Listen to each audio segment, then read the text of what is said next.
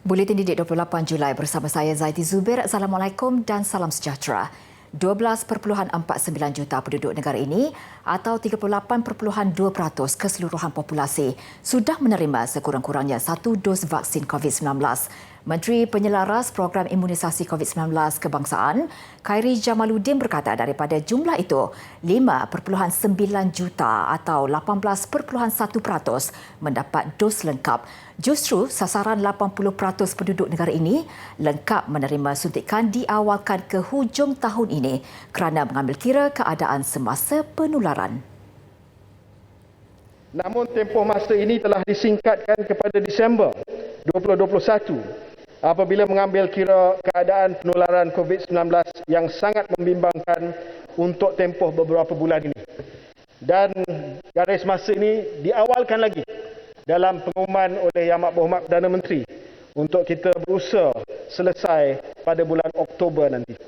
Strategi pelaksanaan program pelalian itu meliputi 4 fasa utama mengikut kumpulan sasaran iaitu sejumlah 80% populasi akan menerima vaksin. 4 fasa itu meliputi pemberian vaksin kepada petugas barisan hadapan dan kumpulan berisiko tinggi iaitu warga emas atau mereka kelainan upaya OKU.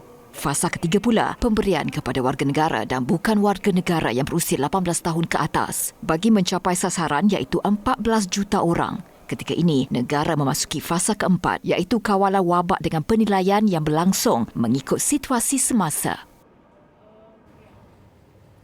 Dalam pada itu, Sabah ketika ini adalah negeri yang menerima suntikan pelalian COVID-19 paling rendah.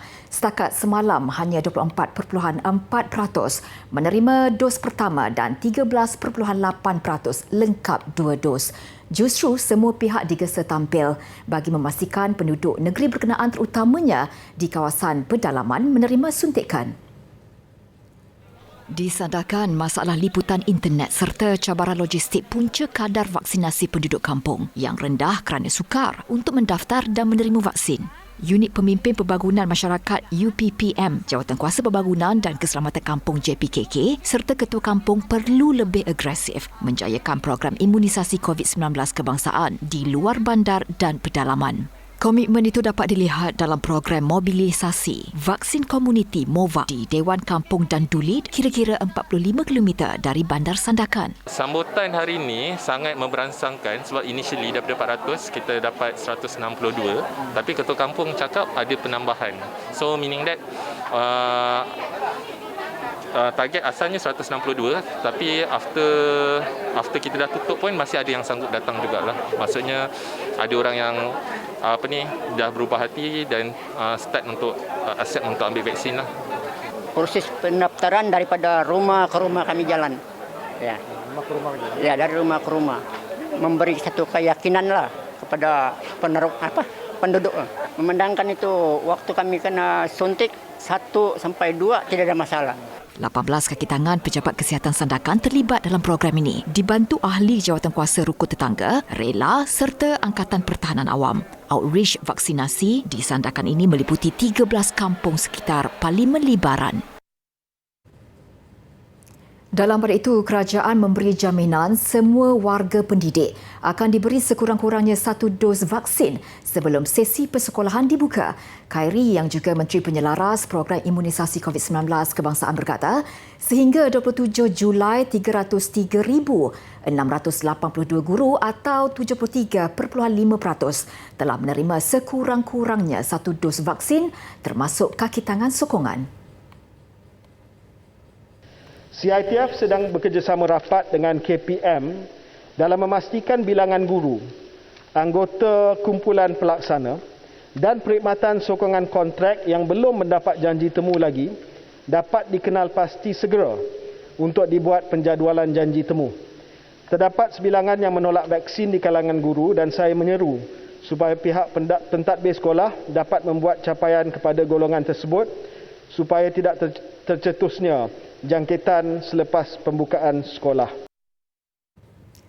Tambah beliau, selain guru, 45,197 anggota pelaksana atau AKP sudah menerima sekurang-kurangnya 1 dos vaksin. Pemberian vaksin bagi guru kelas peperiksaan tingkatan 5 dan 6 cukup menggalakkan, iaitu sebanyak 80,717 guru atau 90% telah divaksin.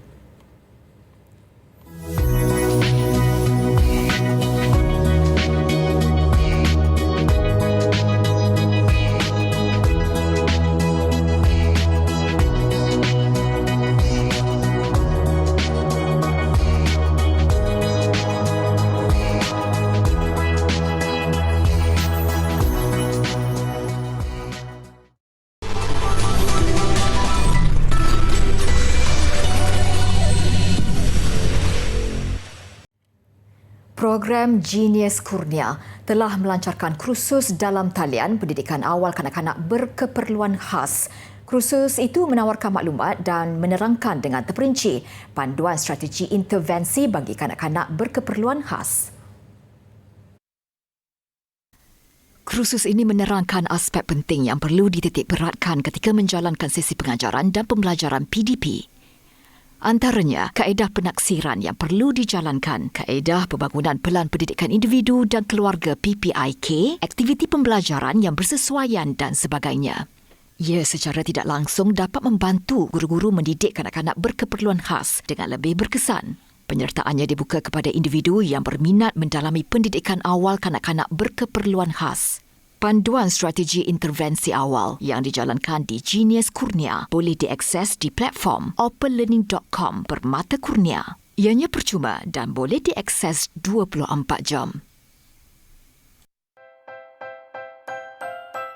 Api pelita cahayanya redup supaya terang besarkan sumbu. Hati kecewa sengsara hidup supaya tenang sabar selalu.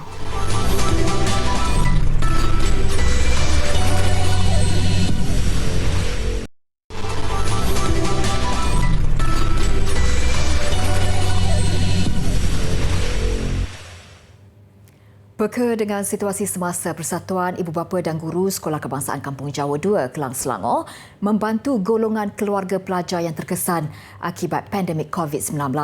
Kira-kira 100 bungkusan kotak makanan telah diagihkan kepada keluarga pelajar untuk keperluan asas mereka. Bungkusan tersebut diagihkan di kawasan hadapan sekolah kepada ibu bapa pelajar yang terkesan. Menurut Yang di-Pertua PIBG Sekolah Kebangsaan Padang Jawa 2, Datuk Seri Muhammad Azhar Zamri, bancian terhadap keluarga pelajar dilakukan melalui program titipan kasih golongan B40 yang memerlukan bantuan. Inisiatif ni kita datang daripada Persatuan Ibu Bapa dan Guru, di mana kita melihat ibu bapa sendiri yang datang kepada kita ingin meminta bantuan dan kita mengambil pendekatan untuk memberi mereka sumbangan dalam masa terdekat ini. Dalam pada itu, ibu bapa yang menerima bungkusan menzahirkan rasa syukur dengan bantuan yang diberikan pihak PIBG. Saya ucap terima kasihlah kepada Persatuan PIBG Sekolah sebab sudi membantu pada ibu bapa yang terkesan sebab pandemik COVID ni kan. Terima kasih banyak. Banyaklah sekolah bagi bantuan. Semalam pun dapat bantuan, hari ini pun dapat bantuan, baguslah ni macam ni. Betul-betul berterima kasih dengan guru-guru SMK Kampung Jawa 2 ni. Bantuan yang disumbangkan daripada tabung PIBG serta sumbangan badan-badan korporat dan orang perseorangan sedikit sebanyak dapat meringankan beban ibu bapa pelajar. Antara barangan yang disumbangkan, keperluan asas seperti beras, minyak masak, gula, susu dan tepung yang diberi secara pandu lalu serta diawasi pihak PDRM bagi menjaga SOP. Tak boleh bertemu Roma. Maksudnya, suka berselisih dan bertengkar.